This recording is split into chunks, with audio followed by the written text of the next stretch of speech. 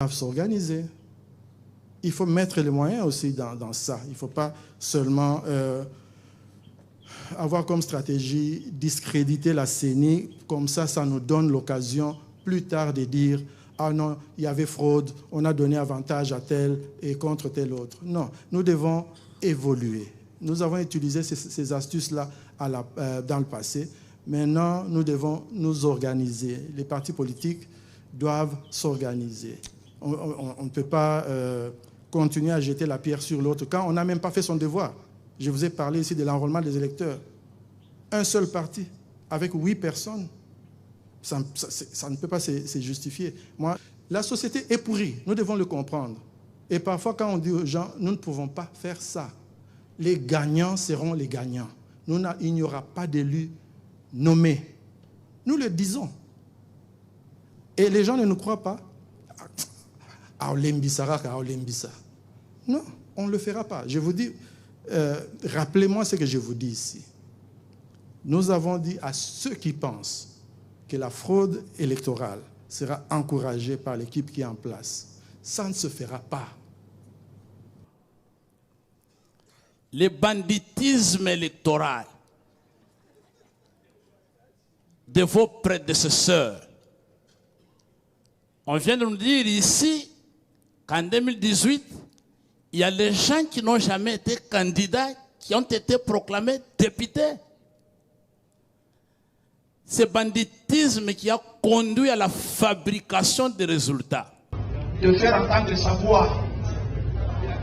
Et nous, le PPRD en général, et le FCC et le PPRD en particulier, le FCC en général, nous arrêtons ce forum à cet instant parce que jusqu'à présent, nous ne reconnaissons pas les bureaux là où nous ne sommes pas représentés et nous ne pouvons pas suivre parce que nous n'avons jamais participé à l'activité organisée par le bureau de la CENI, là où le FCC n'est pas représenté. Merci beaucoup. Merci pour cette marque de confiance que vous avez témoigné à notre famille en nous invitant. Merci pour l'organisation et au revoir. Le 20 décembre 2023, ne dites pas que je ne vous l'ai pas dit. Et je le dis depuis day one. Je le dis depuis le premier jour.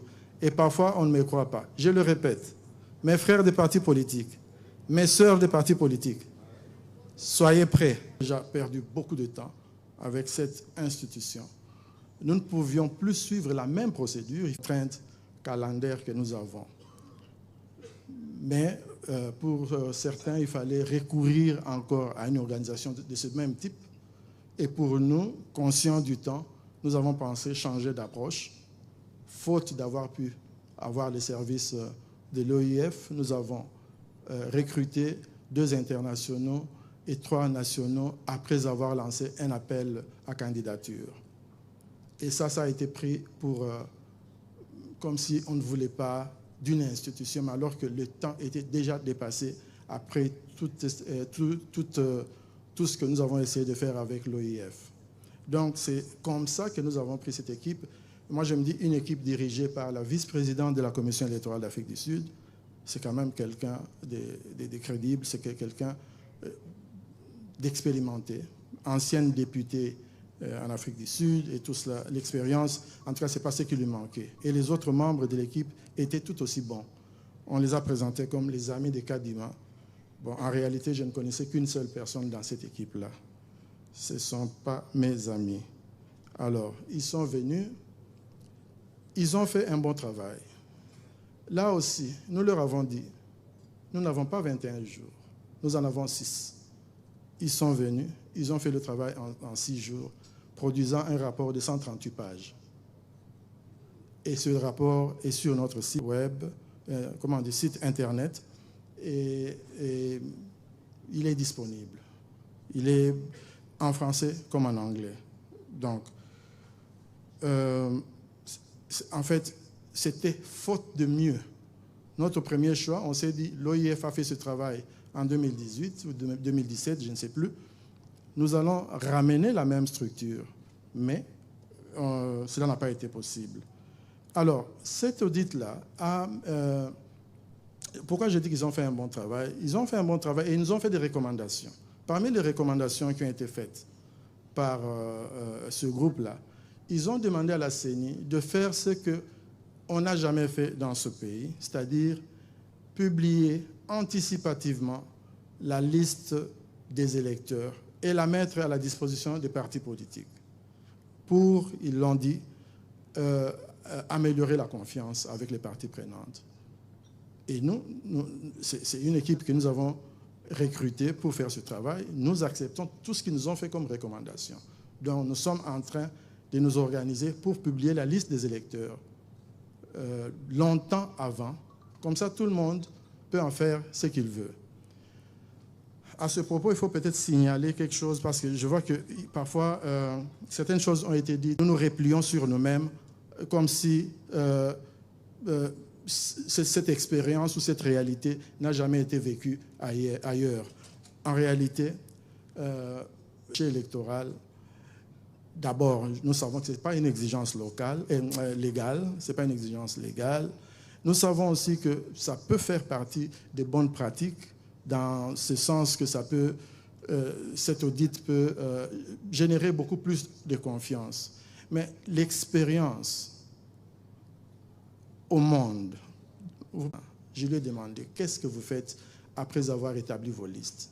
Il m'a dit que nous les donnons aux partis politiques, bien entendu, en cachant les données personnelles telles que l'empreinte, l'iris, s'ils en ont, eux ils n'en ont pas, peut-être c'est des empreintes digitales, la photo, ils ne montrent pas la photo, et même le numéro de la carte d'identité, nous n'avons pas ça ici, le numéro de la carte d'identité, on enlève les 4 derniers chiffres par exemple. J'ai appelé le président de la commission électorale sud-africaine qui m'a dit la même chose. Je me suis dit, bon, peut-être ça c'est l'Afrique australe, allons un peu en Afrique de l'Ouest. J'ai appelé la direction générale des élections du Sénégal, même chose. J'ai appelé un membre de la commission électorale de Côte d'Ivoire, même chose. En RDC, on nous demande de mettre à disposition des parties prenantes le fichier, je ne parle pas de la liste, le fichier électoral. Et quand on donne, comme les autres, la liste des électeurs, nous sommes attaqués, on n'est pas transparent, nous avons quelque chose à cacher. Ce n'est pas vrai, on n'a pas quelque chose à cacher. La réalité est que la liste des électeurs, c'est ça qui revient aux partis politiques. Ça leur permet de s'organiser, ça peut aussi leur permettre de vérifier si la liste est fiable. Parce que la liste, il y a des critères pour évaluer une liste des électeurs. En général, c'est l'unicité de l'électeur. Il ne faut pas un électeur soit là 2 fois, 3 fois, 4 fois, 5 fois. L'unicité de l'électeur, l'inclusivité de la liste. Il ne faut pas qu'il y ait des communautés qui ont été exclues.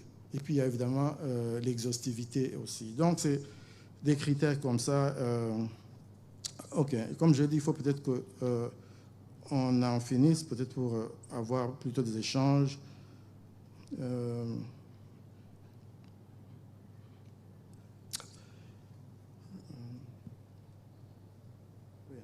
Je ne vais pas revenir sur ce que j'ai déjà dit. Vous avez peut-être constaté que j'ai eu des réunions avec quelques leaders de partis politiques. Je l'ai fait, non pas parce que je ne voulais pas le faire, non. J'ai tenté depuis longtemps de rencontrer les partis politiques, particulièrement de l'opposition. Je ne sais pas si on peut la qualifier de radicale, ou bien, en tout cas, l'opposition qui ne voulait pas de moi-même et de mon équipe. J'ai tenté à plusieurs reprises. Ça n'a pas abouti, mais cette fois-ci, quand j'ai essayé, ça marchait. Donc, ce n'est pas que j'ai traîné les pieds. Je n'étais pas le bienvenu. Maintenant, peut-être quelque chose a changé. On m'a accepté et je les ai rencontrés. On a eu des rapports, enfin des discussions assez sincères. Et j'ose espérer que ça pourra aider dans le futur. Mais c'est un mécanisme ad hoc. Parce que déjà, vous pouvez déjà entendre dans les médias certains groupes qui disent « mais nous sommes aussi de l'opposition, pourquoi on ne reçoit pas ?» Mais tout compte fait, on a eu ces contacts-là. Et j'ai expliqué, parmi les choses que moi j'ai dites, j'ai expliqué à ces parties prenantes que c'est contre-productif parfois cette approche qui a été utilisée durant les 3 derniers cycles et même ce 4e cycle, cette approche de se mettre en opposition avec la CENI plutôt que de se mettre en opposition avec son adversaire. J'ai expliqué que ça ne nous facilite pas la tâche parce qu'il ne faut pas penser que tout ce que la CENI est en train de faire, c'est pour frauder pour quelqu'un. Parce que c'est qu'on dit, on dit même qu'il y aura une fraude massive. Ils disent massive. Et moi, quand j'y pense, je me dis, mais je n'ai jamais tenu une réunion avec les 14 autres membres où nous parlons de la fraude. Croyez-moi, nous ne parlons pas de ce genre de choses. Nous travaillons. Il peut y avoir des faiblesses. C'est comme quand l'enrôlement a commencé, il y avait des faiblesses, surtout dans l'ère opérationnelle ouest du pays. Il y avait des faiblesses qui sont allées diminuant, plus nous apprenions, plus nous maîtrisions les choses, parce que vous vous souvenez, on n'avait pas une phase pilote. On apprenait. Donc, ce n'était pas... Moi, j'ai vu dans les pays où on manipule l'enrôlement des électeurs, vous allez voir que peut-être au nord, ça se passe très bien, mais au sud, ça se passe très mal. C'est comme ça qu'on manipule l'enrôlement des électeurs. Ici, nous avions des difficultés de même nature. On ne peut jamais dire qu'à Tchouapa, c'était mieux qu'à Mongala. Mais on peut dire que quand on est arrivé à l'Est, la CENI maîtrisait mieux l'outil. Oui, mais ce n'était pas de la manipulation. Et puis, quand nous avons sorti la proposition de répartition des sièges, qui aujourd'hui est une loi, donc ce n'est plus, donc c'est maintenant irréversible. Mais quand nous avons sorti cette proposition, je n'ai pas entendu des gens dire « Oh non, ce n'est pas plausible, ça ne reflète pas la réalité ». Pourtant, quand on veut frauder aux élections, la fraude commence avec l'enrôlement des électeurs. On fait des faveurs à certaines entités au détriment des autres. Mais quand vous voyez la répartition des sièges sortir et vous ne voyez pas cette manipulation, voilà un indice que le travail a été bien fait et dans l'honnêteté. C'est comme ça. Il n'y a pas d'autres critères que ceux-là. Il n'y a pas d'autres critères. Alors, parce que si je demande dans cette salle, si je demande que la personne, sauf ceux qui ont refusé, mais ceux des Congolais qui sont ici, qui ont voulu s'enrôler, est-ce qu'il y en a qui n'ont pas eu leur carte d'électeur? Je sais qu'il n'y aura pas une seule main. Bien sûr, vous pouvez me dire que votre carte s'efface. Ça, c'est une réalité que nous reconnaissons, mais nous sommes en train de résoudre ce problème-là. Mais qu'on dise que les 44 millions que nous avons enrôlés, ce n'est pas véridique, ça c'est pas vrai. En fait, c'est exact, c'est correct, parce que personne n'a été laissé de côté. Tout le monde a pu s'enrôler. Donc, c'est ça. Parce que nous sommes là avec les partis politiques, je vais terminer peut-être par là, si... non, je ne vais pas terminer par là, mais je vais presque terminer par là. Les partis politiques doivent comprendre que les élections se gagnent quand on se prépare. C'est quand on peut voir le niveau de désorganisation des partis politiques. Même avec les BRTC, on peut voir le niveau de désorganisation. C'est, comme j'ai dit plus tôt, c'est peut-être un problème de moyens, mais ce n'est pas toujours le problème de la CENI. Il faut planifier, il faut s'organiser. Vous ne pouvez pas toujours compter sur l'observation de la CENCO. La CENCO fait de l'observation électorale comme une structure issue de la société civile. Les partis politiques sont intéressés par les résultats. Ils doivent vérifier, partis et regroupements, ils doivent vérifier si tout ce qui s'est fait correctement. Mais ils doivent s'organiser. Il faut mettre les moyens aussi dans ça. Il ne faut pas seulement avoir comme stratégie discréditer la CENI. Comme ça nous donne l'occasion plus tard de dire « Ah non, il y avait fraude, on a donné avantage à tel et contre tel autre ». Non, nous devons évoluer. Nous avons utilisé ces astuces-là dans le passé. Maintenant, nous devons nous organiser. Les partis politiques doivent s'organiser.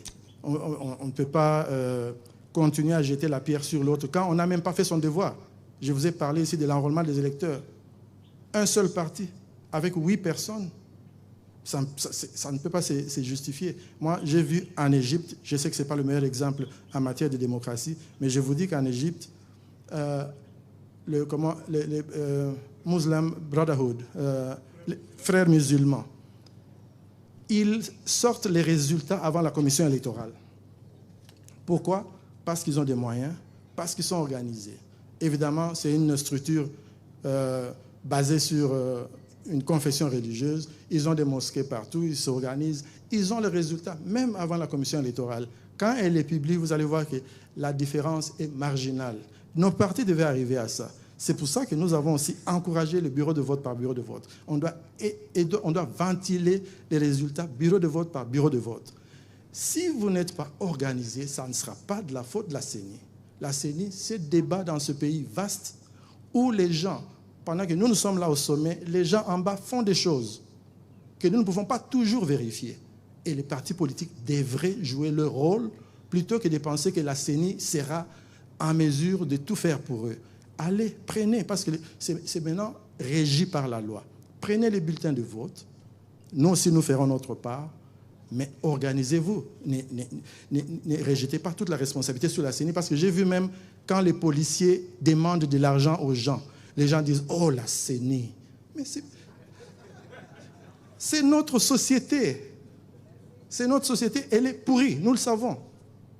Nous le savons, elle est pourrie. Vous savez combien de gens me demandent de les nommer? Vous n'avez aucune idée. Les gens sont là en train de dire la société est pourrie, nous devons le comprendre. Et parfois, quand on dit aux gens, nous ne pouvons pas faire ça. Les gagnants seront les gagnants. Il n'y aura pas d'élus nommés. Nous le disons. Et les gens ne nous croient pas.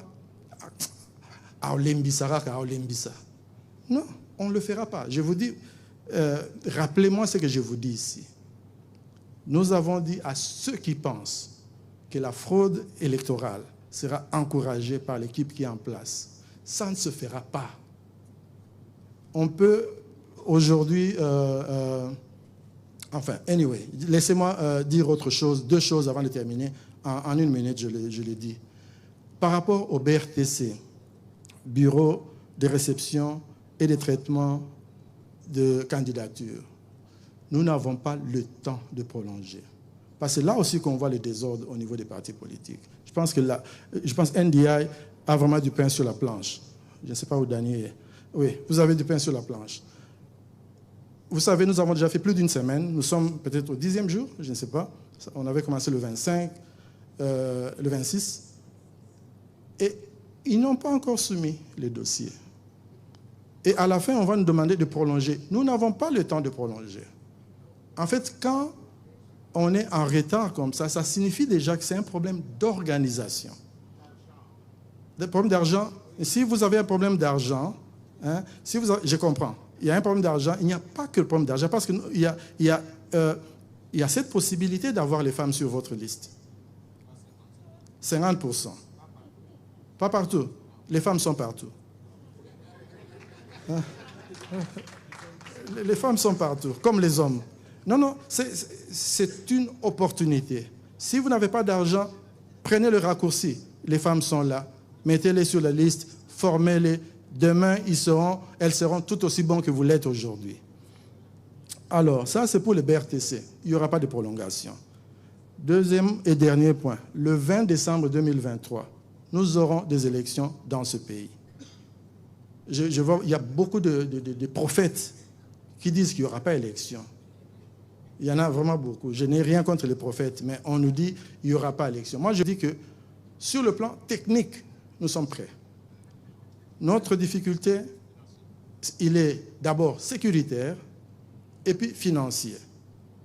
Mais même alors, même avec des moyens plus limités, nous continuons à faire ce que nous devons faire.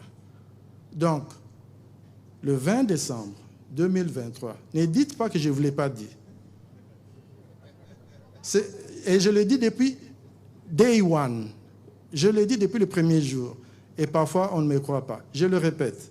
Mes frères des partis politiques, mes sœurs des partis politiques, soyez prêts.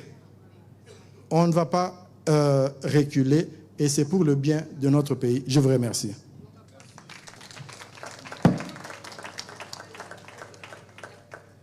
Merci beaucoup.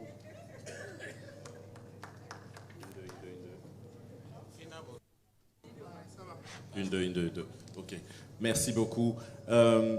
Alors, nous allons avoir un moment d'échange avec l'assistance, mais avant cela, j'aurais aimé, Président, que vous insistiez sur la partie où vous avez clôturé votre propos, à savoir la question de la sécurité et la question du financement. Deux questions qui ont souvent été débattues pendant ces 3 jours. Plusieurs sont entrés dans cette salle le premier jour en pensant qu'il n'existait pas de plan de sécurisation des élections. Il leur a été dit qu'un plan existerait, mais qu'il y avait des problèmes de mise en œuvre. J'aimerais savoir quel est le point de vue de la CENI aujourd'hui sur ce plan de sécurisation et sur sa mise en œuvre, et quels sont les défis auxquels la CENI fait face justement pour se rassurer qu'il existe un plan de sécurisation et que ce plan soit effectif sur terrain. La deuxième chose concerne bien entendu les finances. Vous avez évoqué cela comme une contrainte depuis très longtemps. Cette contrainte existe encore aujourd'hui. Où en est-on par rapport à ça? Et où en êtes-vous par rapport à vos échanges avec le gouvernement sur ces sujets? Oui, en ce qui concerne le plan de sécurisation du processus électoral, il faut d'abord noter que ça relève de la police. Nous avons un cadre d'échange avec le ministère de l'Intérieur, la police, un certain nombre de ministères. Je pense que le problème est un peu général. Ils ont des soucis financiers eux aussi. Parce que d'abord, il y a le nombre de policiers à leur disposition, il y a les moyens de communication, il y a les moyens de déplacement. Tout ça, c'est des sérieux problèmes qu'ils ont. Il leur faut 13 000 personnes, 13 200 nouveaux policiers. Et tout ça, c'est des contraintes. Et nous avons souffert de ça aussi durant l'enrôlement où le soir, il n'y a personne pour garder les lieux parce qu'il n'y a pas de policiers. Donc, il y a un plan, mais ça, c'est au niveau du ministère de l'Intérieur et de la police. La CENI collabore en termes de leur donner des informations et même faire le suivi par rapport à leur financement, en faisant un peu de lobbying pour eux aussi. Mais ce n'est pas un plan auquel nous sommes associés en termes de développement, mais la mise en œuvre, c'est eux. Ça, c'est en ce qui concerne cela. D'ailleurs, ce qui fait qu'à l'est du pays, nous n'avons pas du tout droit au chapitre. Tout ce que nous pouvons dire, est-ce qu'on peut y aller? Dernièrement, c'était Kwamouth, on nous a dit qu'on pouvait y aller. Et puis, on a posé quelques sous-questions et on a trouvé que ce n'était pas très sûr. Nous avons dû suspendre. Donc, ça relève de ce ministère ainsi que de la police. Le financement, bon, je pense avoir tout dit. Le gouvernement aura des problèmes dans notre calendrier. Donc, il faut penser à des moyens plus rapides, donc plus coûteux. Donc, c'est un peu ça, les difficultés. Mais ça fait partie des risques. Nous les avons toujours évoqués comme risques parce que c'est au-delà de nos moyens de contrôle. Nous ne pouvons que parler des opérations, tout ce qui est technique, mais ce qui relève du gouvernement, nous faisons le suivi. Je suis persuadé qu'ils font aussi leurs efforts, mais ça dépend des moyens qui sont les leurs. Merci beaucoup. Alors, la parole va être donnée maintenant à l'assistance et on va commencer par une série de 5 intervenants. Je commencerai par des intervenants partis politiques. Merci, merci pour la parole. C'est M. Évariste Bouema du LGD. J'ai une ou deux questions, petites questions. Non, s'il vous plaît, dressons nos fronts longtemps courbés. Commençons d'abord par une chose précise. Nous n'aurons que très peu de temps et donc je vous encouragerai chaque intervenant à poser une question. Continuons avec les mêmes règles, évitons les longs... En parlant que l'ONU utilise le fichier de la CENI avant d'aller aux élections. Donc on savait que l'ONU on devait faire le recensement. Mais lorsque, là déjà il y a un problème, lorsqu'il n'y a pas recensement et l'ONIP, bon, je sais que vous n'êtes pas là, vous ne représentez pas l'ONIP, mais l'ONIP recourt à votre fichier pour donner des cartes, ça pose déjà problème. Et puis, parce que nous parlons de la crédibilité du processus, donc ça pose problème. Et ma deuxième petite question, si vous n'avez pas de choses à se reprocher, pourquoi n'avez-vous pas-il laissé l'OIF, parce que vous dites que vous n'avez rien à cacher à la CENI, mais pourquoi n'est pas accordé assez... Bon, vous avez parlé de 21 jours, oui, je termine. Merci. Oui. Et puis, si non, je termine. Si, pourriez-vous préciser ce que vous disiez par rapport à l'OIF? Concrètement, non, si vous n'avez rien à cacher, donc pas seulement l'OIF, mais un cabinet international pour auditer le fichier de la CENI. Si vous n'avez rien à cacher, accordez du temps qu'on puisse auditer le fichier. Et je termine par la loi de répartition des sièges. Non, on va s'arrêter là, s'il vous plaît. On va s'arrêter là. C'est important, je termine. C'est la table politique. Il y a beaucoup de politique dans la salle. Ah d'accord, Tolérance. Je commence par la question de l'AMI. L'AMI voudrait bien comprendre, est-ce que dans ces pays, à chaque cycle électoral, la question qui revient à la fin, la vérité des urnes, de créer le Centre national de centralisation de résultats et qui fonctionnerait avec accréditation de témoins observateurs. Vous pouvez même mettre ce centre dans cette histoire comme ça, comment on l'appelle ici? Les chapiteaux, avec des écrans.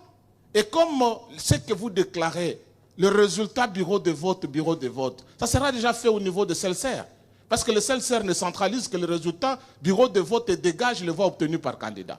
À la fin, on vous le transfère par voie électronique dans une salle avec accréditation de témoins, journalistes, observateurs, et tous les systèmes que le CNT, le Centre national de traitement que vous avez, ferait, ça serait au vu de tous. À ce moment-là, personne n'imposerait encore à Kadima la vérité des urnes. Parce que nous tous, on aura vu les résultats venant des urnes être centralisés en présence de tout le monde avec les nouvelles technologies que nous avons.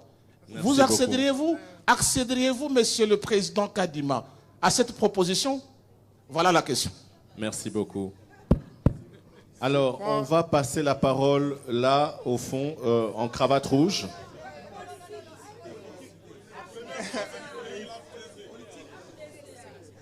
Présentez-vous chaque fois que vous prenez la parole, s'il vous plaît. Merci. Juvenal Kabwende, coordonnateur national de la centrale électorale de l'Union pour la nation congolaise, INC en sigle. Je voudrais donner une petite explication au président concernant le retard par rapport au dépôt des dossiers. Nous sommes là-dedans. La difficulté, c'est le mécanisme était lourd entre la DGRAT et le banque commercial. À ce niveau-là, le mécanisme était assez lourd et ça nous a donné des retards. Mais ça commence déjà à marcher. Et donc, d'ici, je crois, la semaine prochaine, vous allez commencer à recevoir des dossiers. Ça, c'était juste l'information que je voulais partager. Maintenant, la question, c'est par rapport aux cartes qui s'effacent.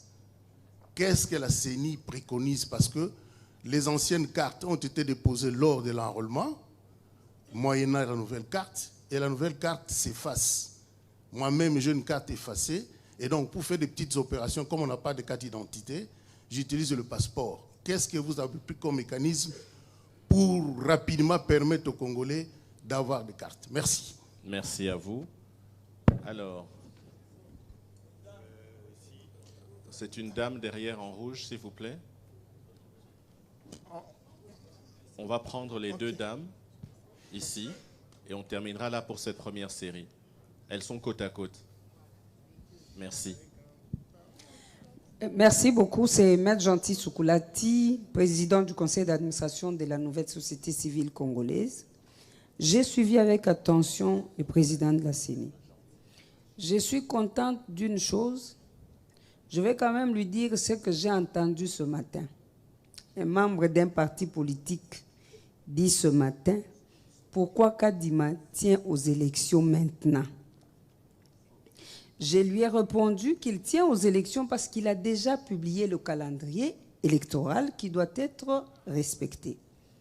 Et là, je suis, moi, très contente, mais en tant que société civile, je vous encouragerai à faire mieux le travail, mais surtout nous, en tant qu'observateurs, il faudrait qu'il y ait un renforcement de capacité de haut niveau par rapport aux agents de bureau des votes.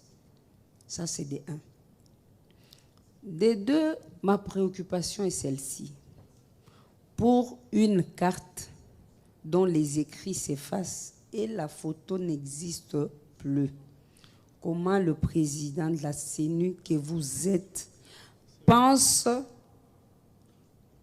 tenir à son calendrier et à ce respect de ce calendrier en organisant des élections avec cette carte-là.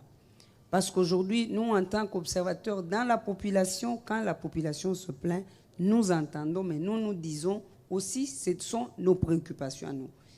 Qu'entendez-vous faire avec ce genre de cartes? Et nous sommes en train de courir derrière le temps par rapport à votre calendrier. Merci. Merci, maître. Juste à côté.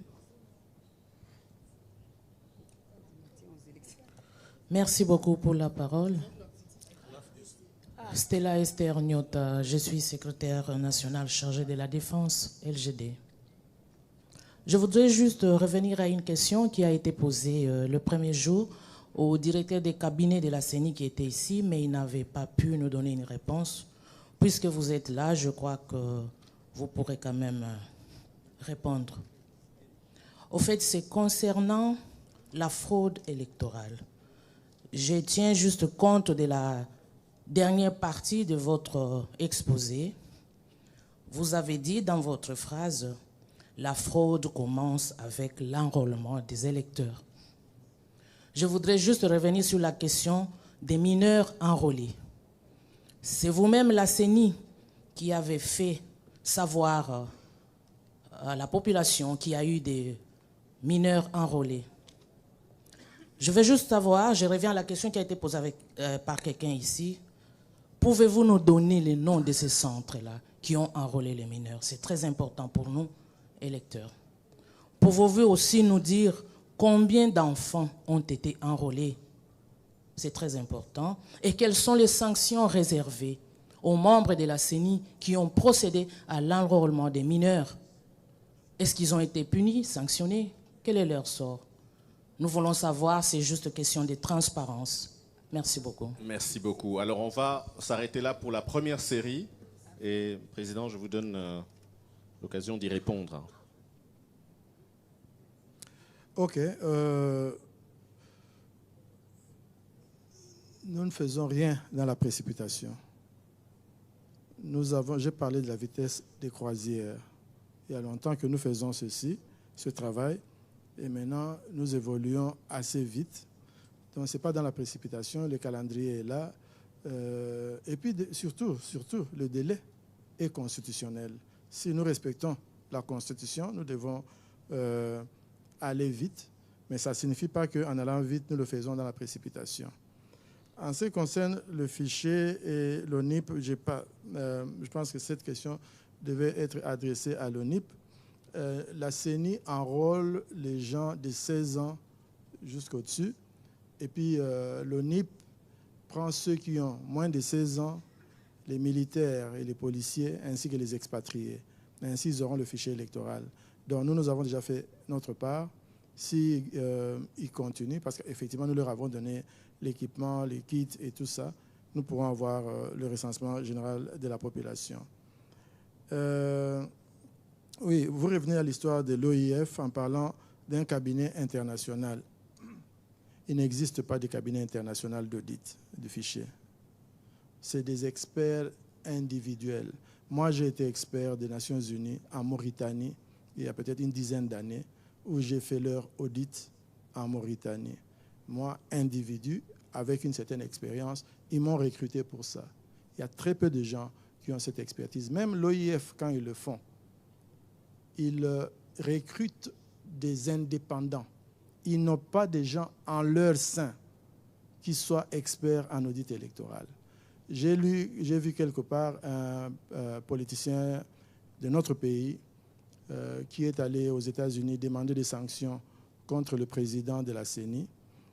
En le disant, il a donné comme argument, l'un des 7 arguments qu'il avait donné, du moins sur la page que j'ai vue, il a dit que le président de la CENI a refusé l'audit que lui proposait l'OIF, l'Union européenne et l'Union africaine. Je n'y ai jamais répondu, mais je peux lui dire que toutes ces 3 institutions n'ont pas de gens qui sont là assis, qui attendent qu'on les déploie. Parce que l'audit ne se fait pas beaucoup de fois, ça se fait très rarement. Alors personne ne va aller développer une expérience dans un domaine où on ne va l'appeler qu'une fois tous les 5 ans. Donc, ça, c'est ce qu'il faut noter. Donc, il n'y a pas un cabinet des experts en ça. On prend des gens, on les met ensemble. Ça, c'est à M. Évariste. M. Robert Dupalou, voilà. Vous avez demandé à propos des non-enrôlés des 3 territoires. Comment ils feraient partie du fichier s'ils ne sont pas enrôlés? C'est-à-dire, vous demandez si les non-enrôlés de Rutshuru-Masisi, s'ils font partie du fichier, s'ils font partie des 44 millions. Comment ils feraient partie s'ils ne sont pas enrôlés?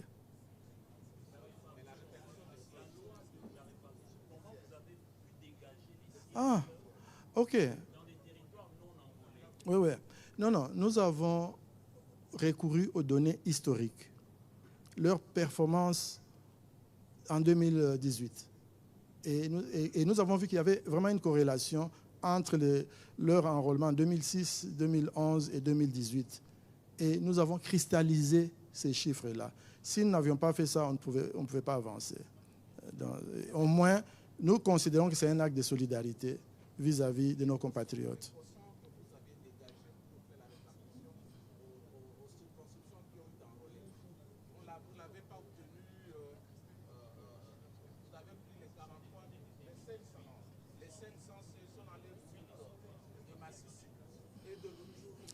C'est 500 sièges moins 16. Ça fait 484. Donc le quotient est basé sur 484, pas sur 500. OK? Alors, la vérité des urnes, vous avez parlé des témoins à chaque niveau et vous avez même recommandé qu'il y ait un centre national des résultats. Nous sommes en train de travailler sur un modèle. Ça, je peux vous dire. Oui, oui. Madame, non, c'est madame, non, c'est monsieur Juvenal. Oui, les cartes qui s'effacent, et ça, c'est quelque chose qui nous préoccupe. Nous sommes vraiment, avec toute diligence, en train de travailler sur ça. Nous avons déjà le logiciel pour faire ça, parce qu'en fait, c'est des gens qui sont déjà dans la base de données. Nous sommes en train de travailler sur ça, et nous allons ouvrir les antennes à toutes ces personnes. En fait, on devra commencer dans les 2-3 semaines qui viennent. Donc, on travaille sur ça. N'oubliez pas que même quand ces cartes-là s'effacent, il y a un numéro pré-imprimé qui ne s'efface pas. À partir de ce numéro-là, nous allons retrouver votre base de données et vous donner une autre carte. Et merci pour l'information à propos des DGRAD. Nous aurons une réunion avec DGRAD et le ministère de l'Intérieur pour voir comment ils peuvent améliorer leur système. Madame Gentil, voilà, je me rends compte que... Elle est revenue sur les cartes qui s'effacent, mais aussi elle a évoqué le besoin de renforcement de capacité des agents électoraux. OK, ça va. En fait, on recrute de nouvelles personnes, on va les former, on va tâcher d'améliorer notre méthode de formation. Si vous pensez qu'il y a des lacunes, on va le faire. On essaie toujours d'améliorer, mais on va tenir compte de ça. Et Madame Stella, vous parlez des mineurs enrôlés. Le nom des centres où ils sont enrôlés, c'est très facile. Je vous ai dit que toute personne qui est enrôlée, nous pouvons déterminer où ils ont été enrôlés et par qui. C'est ainsi que nous avons arrêté les gens. Ça vient à l'une de vos questions. Vous avez demandé je n'ai pas le nombre ici, mais je peux vous dire que nous avons révoqué beaucoup de gens. Même aujourd'hui, avant de venir ici, heureusement, vous avez traîné, j'ai pu révoquer à peu près 30. OK?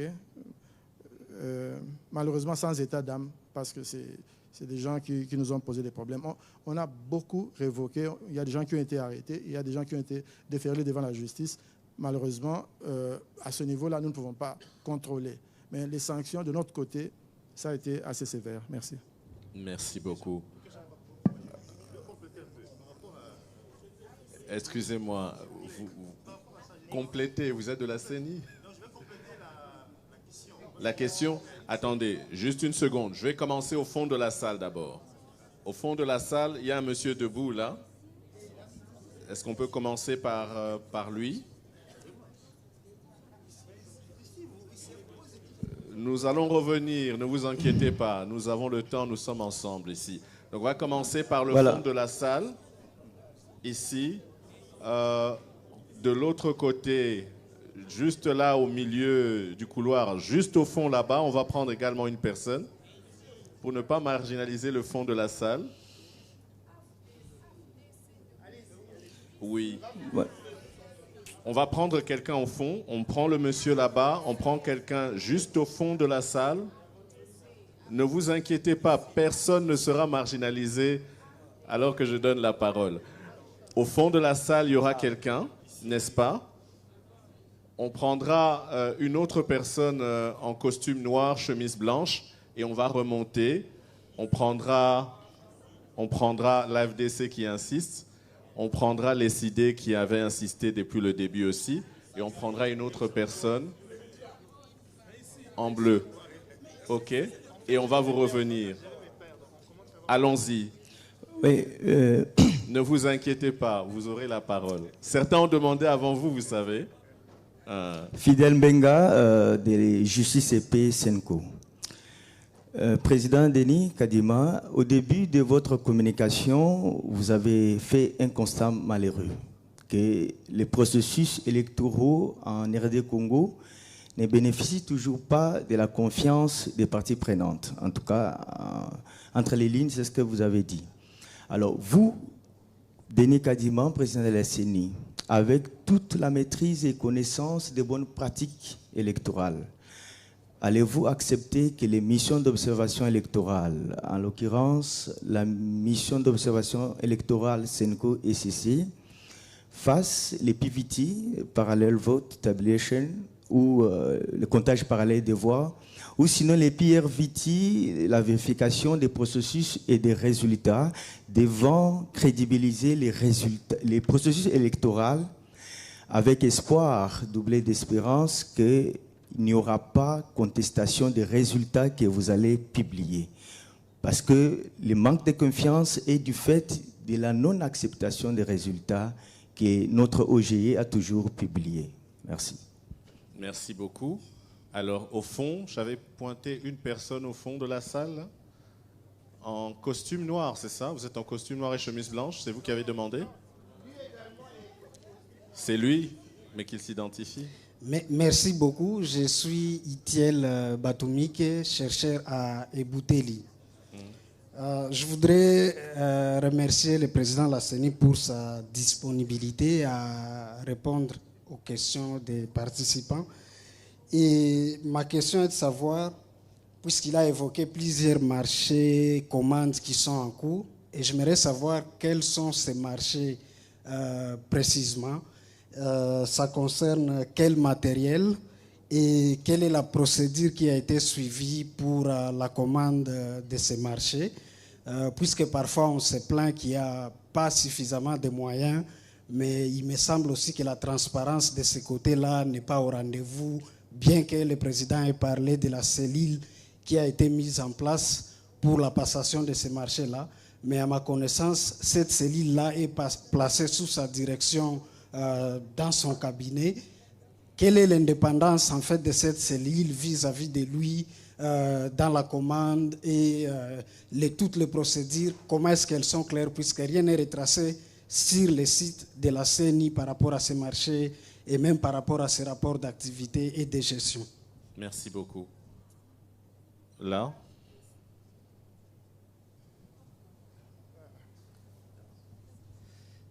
Merci, c'est Martin Foumou de l'IJICA. Président, je voulais poser la question par rapport à la loi sur la répartition des sièges, dont vous avez dit vous-même que c'est irréversible déjà.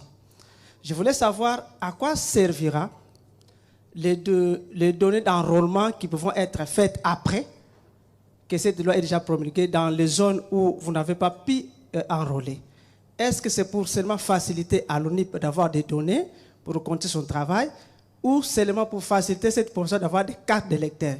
Et pourtant que les rapprochements faits de 2018 que vous avez fait à Lyon, est-ce que ça va se concorder avec la réalité d'identification que vous allez faire après? Merci. Merci beaucoup. Ici, chemise blanche, je crois. Pardon.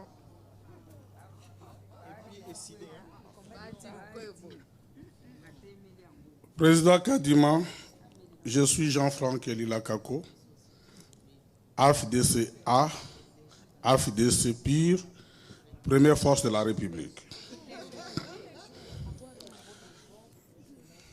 Vous avez insisté, et plusieurs fois insisté sur 2 points. La transparence électorale, l'inclusivité. J'ai une question, mais avec 2 sous-questions. S'il vous plaît. En 2018, le prédécesseur de la CENI, le bureau Nanga, a connu une pression après le vote pour ne pas exécuter les dépouillements dans les bureaux de vote. On a envoyé des avions par le gouvernement ou des personnes non autrement identifiées pour ramasser les bulletins ou tout ça dans les bureaux de vote. J'étais moi candidat dans mon territoire de Congo et j'en suis témoin.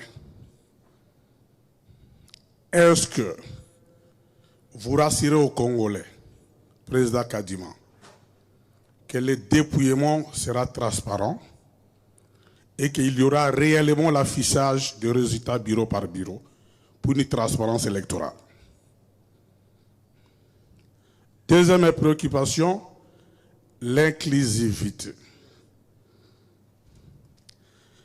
Tout à l'heure, avant votre arrivée, plusieurs partis prenantes de leaders politiques, les acteurs politiques de notre pays insistent sur l'inclusivité, comme vous le dites, sur un cadre de concertation, sur mieux faire. Est-ce que vous allez accorder l'inclusivité à ce processus pour éviter la contestation électorale? Je sais ce que je dis parce que j'ai une maîtrise en démocratie, élection, bonne gouvernance. Merci beaucoup. Merci beaucoup. Ici.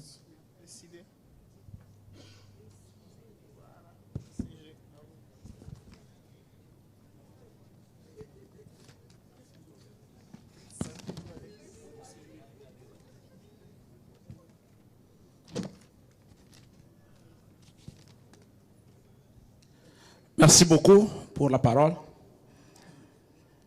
Monsieur Denis Kadima, président de la CENI.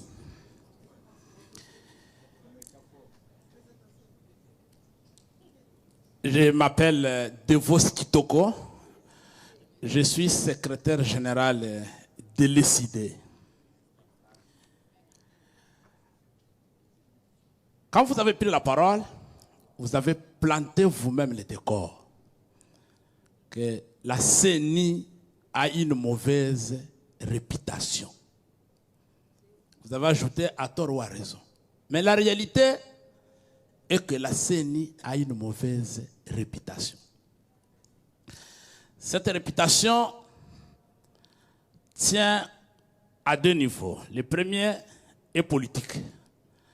Les contestations qui ont marqué votre propre désignation à la tête de la CENI, ainsi que celles des membres de votre institution, ces contestations brisaient la confiance dans cette institution. Deuxièmement, le banditisme électoral de vos prédécesseurs. On vient de nous dire ici qu'en 2018, il y a des gens qui n'ont jamais été candidats qui ont été proclamés députés. Ce banditisme qui a conduit à la fabrication des résultats et à la nomination des animateurs des institutions de la République, des députés provinciaux à la présidence de la République, ça fait qu'aujourd'hui, on n'a pas confiance dans votre institution. Quand vous avez reçu les 4 candidats déclarés à la présidence de la République, dernièrement, j'étais à l'antichambre et vous étiez à l'intérieur. Je pensais qu'aujourd'hui, avant votre arrivée, je vais assouplir ma soif. Et il y a des composantes qui sont sorties tout simplement parce qu'ils ont appris que vous venez. Donc la seule chance qui nous reste pour créer la confiance entre vous et nous les politiques, c'est la transparence et la redevabilité dans ce que vous faites. Monsieur le Président de la CENI, oui. La question, s'il vous plaît. Le président élu Martin Fayoulou vous a présenté un mémo avec 17 revendications, dont 11 à caractère technique qui concernent essentiellement la CENI et 6 à caractère politique. Et ces exigences, les 6 peuvent être réglées ailleurs parce que ça vous concerne vous-même. Ma question est la suivante. Vous avez promis aux 4 leaders de revenir pour répondre à leurs revendications. Et jusqu'à présent, ça fait une semaine, silence radio. Et nous avons dit, étant donné qu'on n'a plus confiance en votre institution, et que seuls vos actes vont légitimer et nous faire confiance que le processus sera transparent, nous avons dit que nous ne déposerons pas nos dossiers tant que nous n'avons pas de réponse à nos revendications. Mais jusqu'à présent, ce n'est pas si ce que l'IDPS avait connu en 2006, où on a enrôlé sans enregistrer l'IDPS, et l'IDPS ne pouvait pas aller en enrôlement, et l'IDPS a été enregistré au ministère après l'enrôlement. La raison pour laquelle l'IDPS avait boycotté les élections. Est-ce que vous attendez après la clôture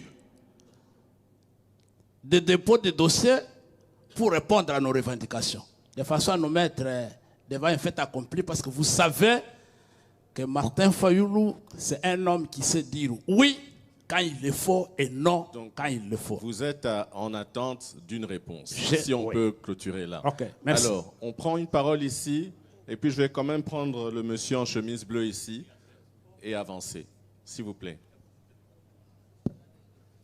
Merci pour la parole. Innocent Andia, Ensemble pour la République. Je n'avais pas posé de questions, mais c'est quand le président Kadi m'a parlé qu'il a réveillé mon attention. Allez-y. Écoutez, il dit, connaissez-vous le nombre de gens qui me demandent de les nommer? Heureusement qu'il a dit par la suite qu'il n'a pas donné accès à ces gens-là. Il dit non, je suis catégorique. Ce qui prouve à suffisance qu'il y a des gens qui ont été nommés. Donc c'est une affirmation d'une pratique que les gens de l'opposition décrient et que les autres nient. Il dit, connaissez-vous le nombre de gens qui me demandent de les nommer? C'était juste une pichenette. Oh, dis donc. Tu n'as pas compris la teneur. S'il vous plaît, allez-y. Monsieur le Président,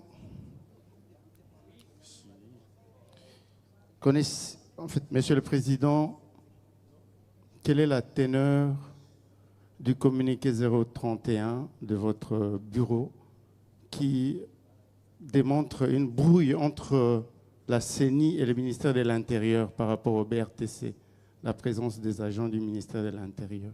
Merci. Allez-y. Monsieur Blaise Miangou, Birek.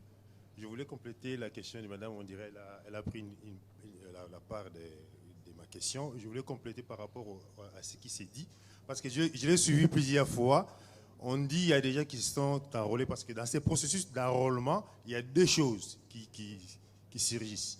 Il y a les gens qui se sont plusieurs fois fait enrôler, et puis il y a aussi des cartes électeurs qui perdent leur contenu. Alors moi, je voulais savoir la sanction réservée pour ces gens-là qui se sont fait enrôler plusieurs fois. Et j'entends de votre bouche, encore aujourd'hui, parce que je suis plusieurs fois à la radio, vous dites que non, on évacue tout et puis on reste une seule... mais comment ça, quelqu'un qui est dans la tricherie et puis voilà. Donc moi, je ne sais pas comment est-ce que... Qu'est-ce qui justifie ça? Parce que ça sabote déjà le processus, mais la personne est là. S'il y a moyen, qu'on peut même afficher les noms de ces gens-là qui sont fait enrôler plusieurs fois, pour qu'on sache quand même les gens qui ont tenté de saboter les processus. Et les deux, par rapport aux cartes d'électeurs, la sanction qui est réservée à l'entreprise soumissionnaire qui a fait à ce que nous ayons des cartes électeurs, mais qui ne durent pas. Merci. Donc, vous avez fait deux choses. Vous avez parlé de sanctions vis-à-vis de ceux qui se font enrôler deux fois ou plusieurs fois. Et vous parlez également d'une éventuelle sanction contre l'entreprise qui aurait offert un matériel de moindre qualité. C'est ça. OK. On va prendre cette série.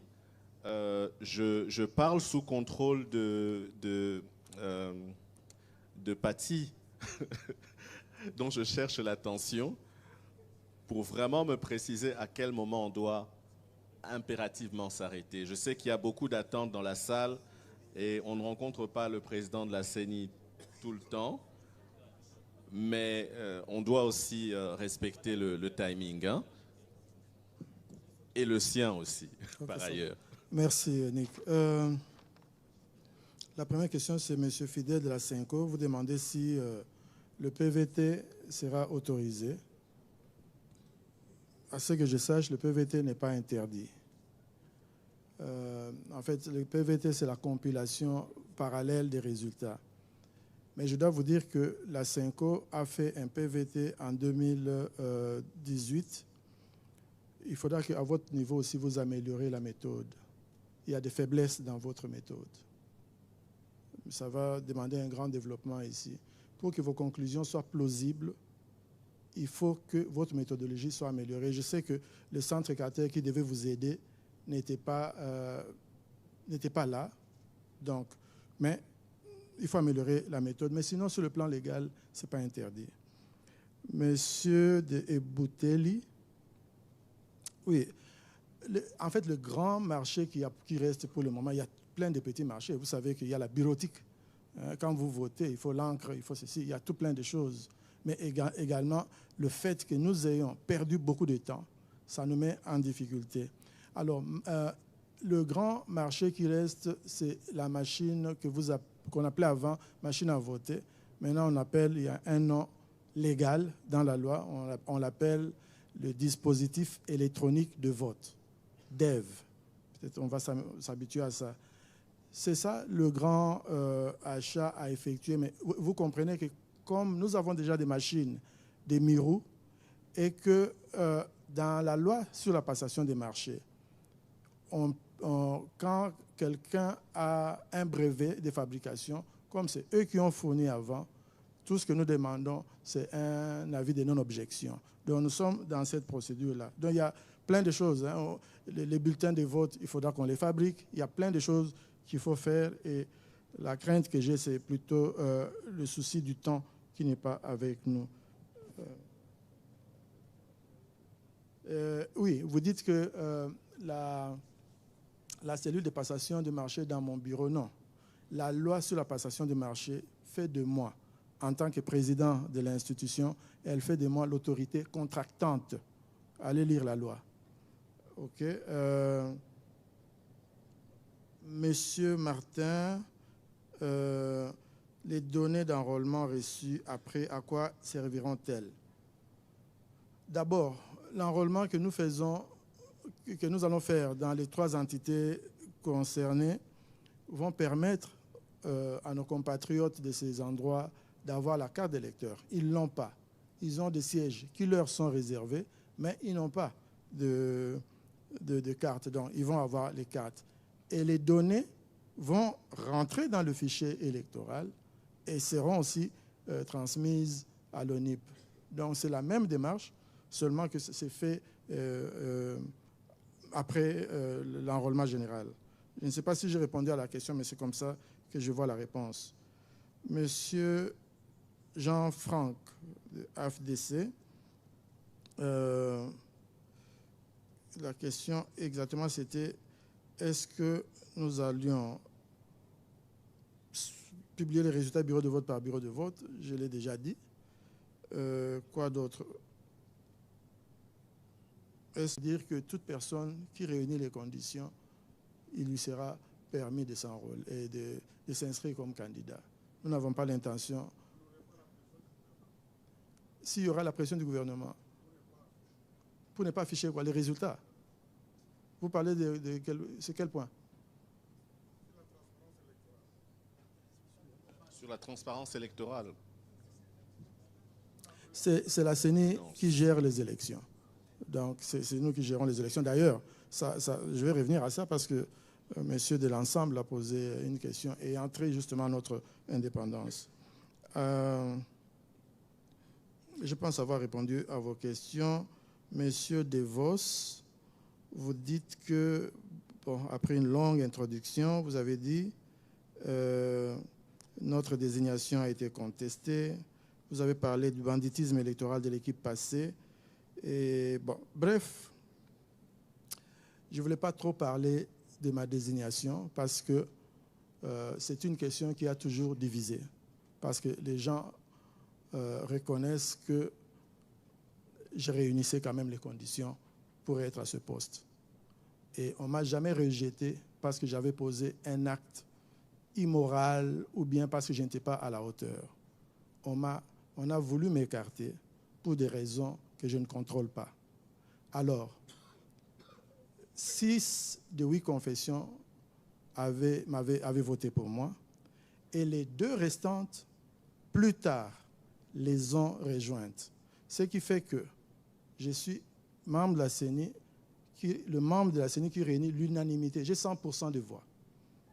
Donc, je me considère comme légitime et légal.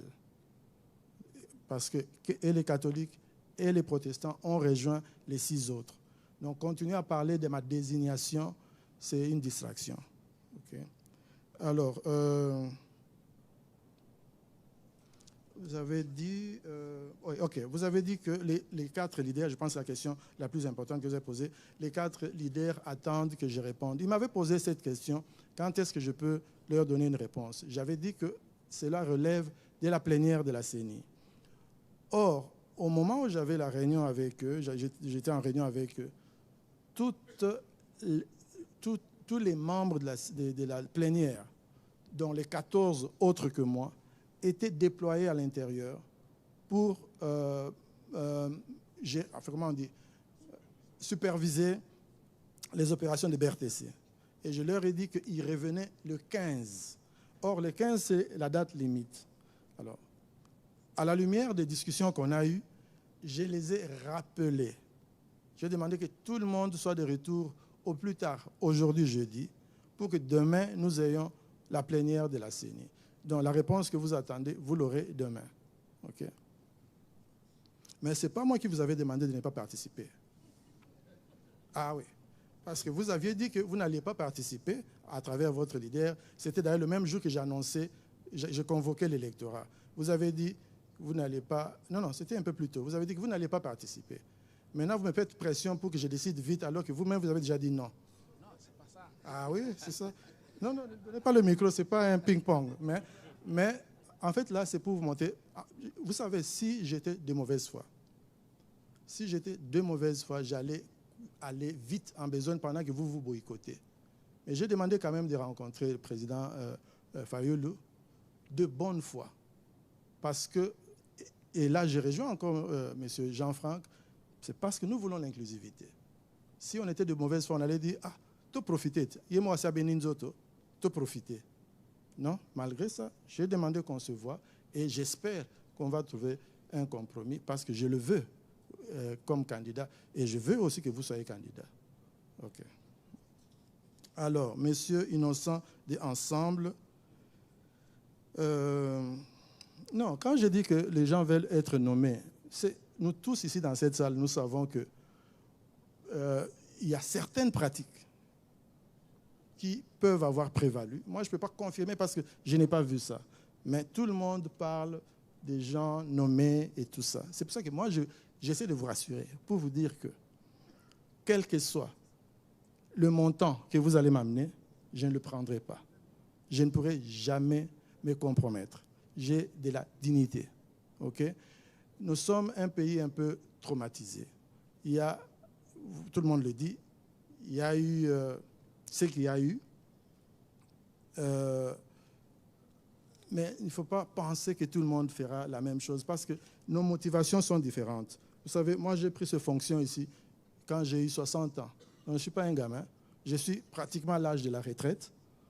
Ce n'est pas les moyens qu'on va me donner qui vont me motiver. Je suis motivé par autre chose. Okay? Donc, il ne faut pas qu'on pense que tout le monde va faire certaines pratiques. Là. Je ne vais pas les faire. Okay?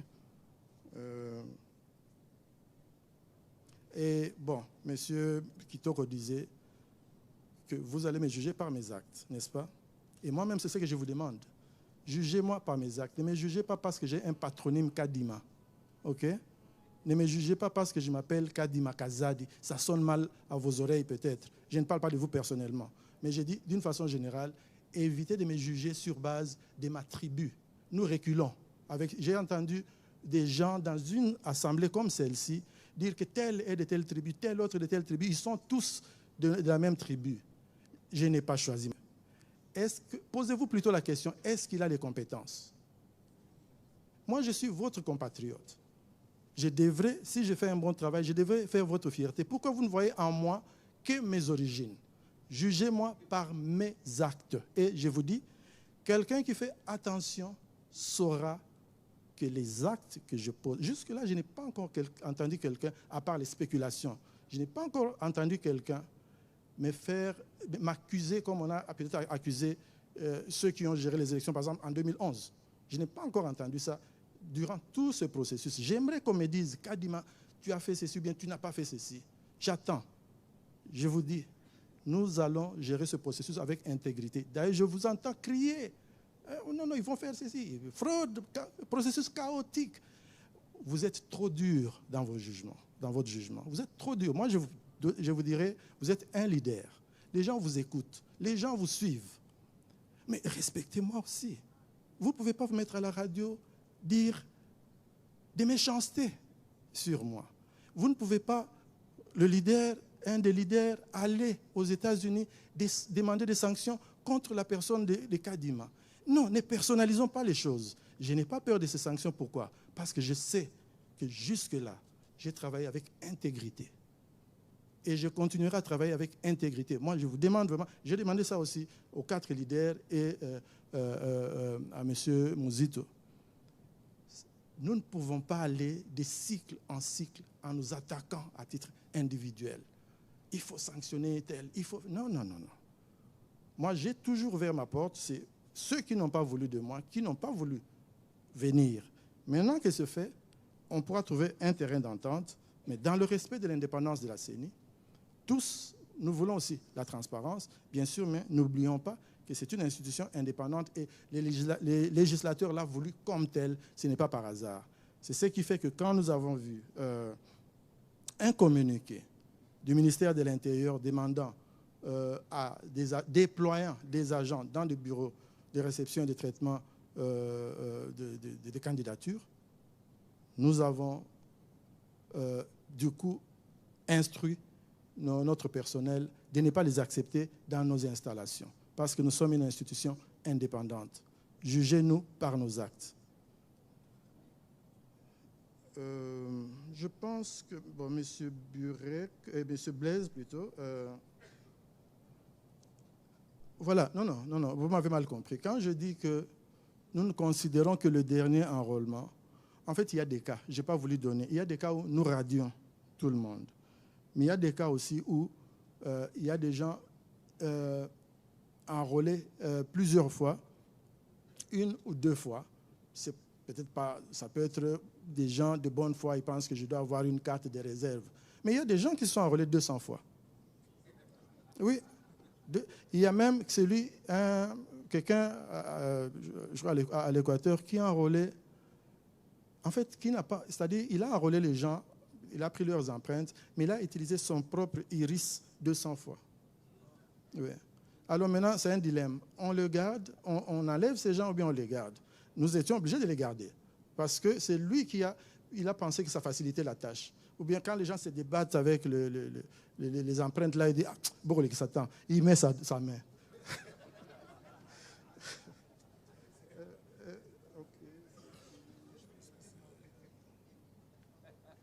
Ça, c'est quelle question encore? Je pense que c'est... Ouais. Oui, c'était quoi encore? C'est sur l'entreprise.